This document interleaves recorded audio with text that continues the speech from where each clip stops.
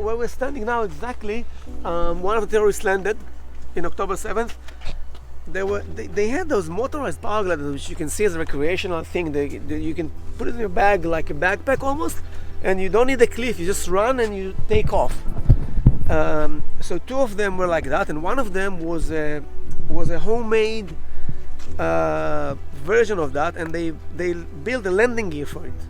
So they got two wheels in the back and like a little buggy with a big wheel in the front, and they built a bench, connect the paraglider to the frame of it, which allows the terrorist to fly to have free hands. He also had an option to use a bigger canopy and carry bigger weight, and that was supposed to be a parachute that was able to carry two terrorists. And the drill, and how do we know? Because we saw them training for so long beforehand, that it carried two terrorists. One of them can actually sit with his legs hanging down and shoot at the same time the other one's flying, because when you fly that you cannot shoot at the same time. So the one that landed here had wheels, so we had to find a paved area that is a little bit wider and doesn't have houses and trees next to it to allow a smoother landing. And he actually landed here, and we found and got off the paraglider, and the parachute was found 50 feet from here on a tree because he was dragged to it. He landed perfectly.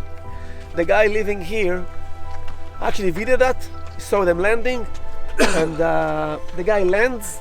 He gets off that. We actually found the device. There was actually still a GPS was still on with the coordinates for the landing. Okay, they came with GPS. The GPS was mounted there.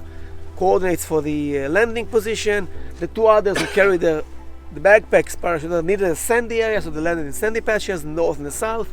They met in here and started running. Now, when we're talking about those terrorists, again, we're talking about terrorists who are, as I said, not your average, what you have in mind when you think about terrorists.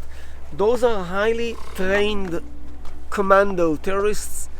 They are part of what's known as the Nukhba unit of Hamas. Think about it for a second. They knew how to, first of all, fly that. When they landed, they carried on them AK-47, handgun, C4 explosives, Lao is an American anti-tank shoulder missile, disposable one. Very rare to be found by the hands of Hamas. Most of them use the RPG, the Russian version of that, which is it's a multiple use launcher. The reason they had the Lao missile is because they are lighter weight, and they had to be minimum. So think about a soldier that knows how to activate paragliders, 3-4 types of weapons, explosives, hand grenades.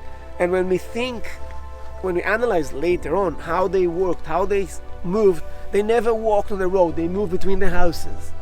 Unfortunately we have too many videos of how they fight. When you can be mistaken for a moment, you're seeing a Navy SEAL. By the way they activate the weapons, by the way they find shelter, by the way they move, by the way they shoot. When we found battle sites, when they fought with, for example, Oren, my neighbor here, you see the bullets behind him on the trunk of a tree. There's a very accurate shooting. Each bullet and an address, and not only that, when they were engaged in battle and they were able to take down one of ours who carried an M16, they took their M16s, and they knew also how to activate an M16.